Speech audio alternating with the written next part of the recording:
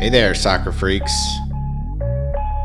This is ATL On Fire, the podcast where we talk all things Atlanta United Football Club.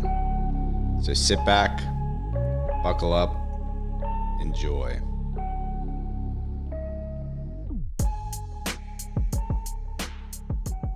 So somebody who I think I'm actually high on is a new player, Ibarra. Mm-hmm.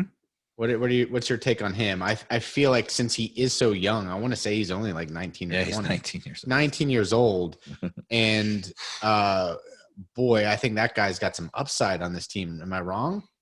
I think so too. You know, in the first few games when he played, like in the CONCACAF Champions League in the first round, he played, but he looked to me over his head.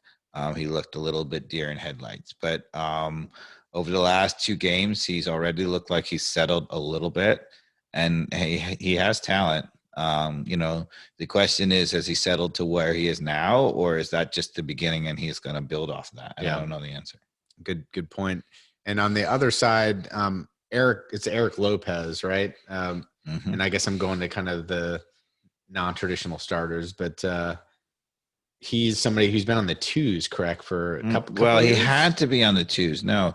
So they bought him to be on the full side, but there was something, again, about the crazy rules. He wasn't eligible to play for our full side, even though we had signed him. That's right. So he was never intended to be on the twos. He was intended to be on the full side. And as soon as the paperwork or the visa or whatever the heck it was that was limiting him, he's been moved up to the full side. And I had pretty limited hopes for him. But he's actually impressed me. He's active, 2 good feet. He looks like a guy who can maybe score. Again, super young. Right. We might have one of the youngest teams in the MLS. Am I wrong? I mean, yes. And the people that we're talking about either are okay at where they're at or they've got a much higher ceiling, which to me is exciting as a fan. All right. I'll go to Marcelino Moreno, who quietly, I know there's going to be some people who are just like, that guy is not doing well. He might be my favorite Atlanta United player. I love the way he plays without being, overly dramatic about anything. He keeps his cool. And I was so happy he got a goal last night. We needed the goal. But I don't know. There's so much that he does to impact the game that I just see as somebody who's played the game. I'm like, he is so much changing the way that this game is going by his activity, just being involved. And, I think just like PT Martinez was trying to figure out how to act the correct way with the way you get away with getting bumped and you dive, like MLS has a different feel for that. I think Moreno is going through that same thing. You almost have to know how to take the dive in the correct way in the MLS, which is very different than it is in the Premier League of the Argentinian league.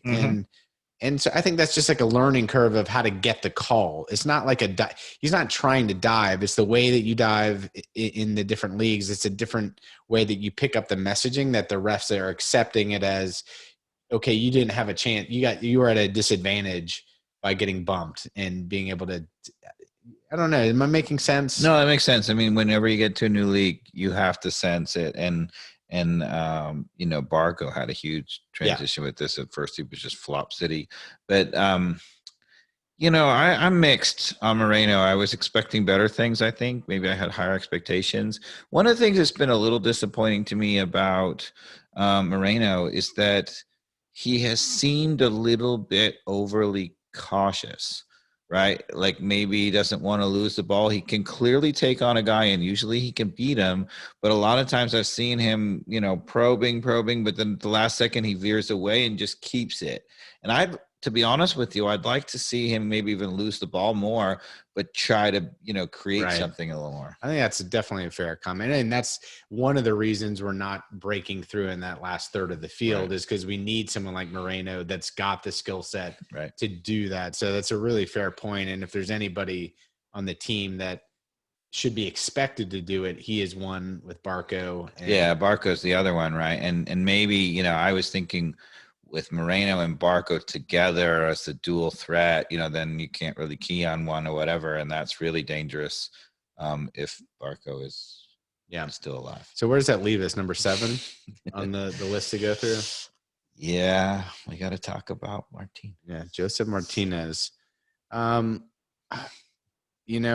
felt like confidence-wise, there was definitely, again, you could see a little bit more of under the big stage that he's still working through a lot of mental things on where to be on the field, committing to your point, like committing to a run. Mm-hmm. He's committing to the run 80%, not 99 or 100. Like he used to commit to the run 105%, which is why he got so many goals. You have to commit 105%, and he is only at 80% commitment right now. And you can see that in everything he's doing, from coming back to check to the ball, to your point, and not being confident in, hey, I'm just going to turn this with the inside or the outside of my foot, and this guy is not going to see me again.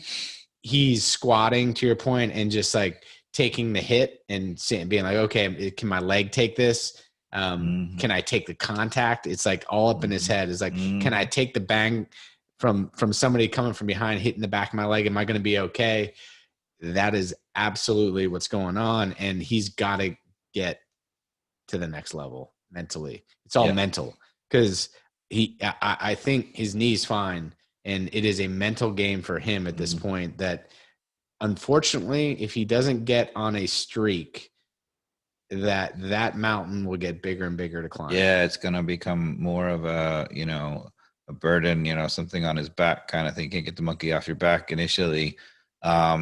He had to score, which is good. But he's going to have to score again to continue to get that. Even if he doesn't play well, if he can score, he gets a little bit of a better feeling.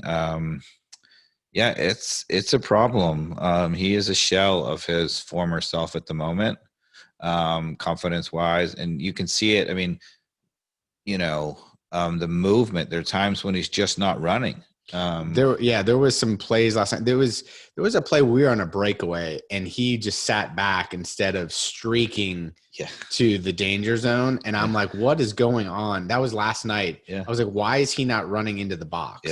He did not run into the box last night on a moment that Josef Martinez would be screaming at Josef Martinez. And in the box, he hasn't been, there was one where he should have scored where that header that came through, and he just didn't. He almost like shrugged it. No, I was talking about the one, there was a scramble and the ball came out and he went diving in it. Maybe it was the Miami game.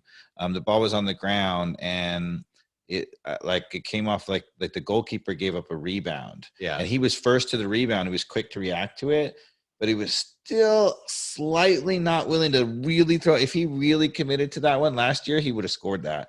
Because they got it. They would have still had enough to block it, but if he had gone stronger through it, would have gone in.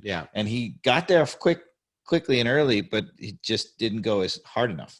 Do you know, there's one thing with his ACL that I feel like maybe he did hitting a keeper in an earlier game. Like it may have been before. He went in so hard with a keeper one time and powered it through right on it. Like he kicked through it. And I remember like my knee aching on that one. And I wonder if that had any, maybe neither here nor there, but I feel like, your knee takes a blow like that.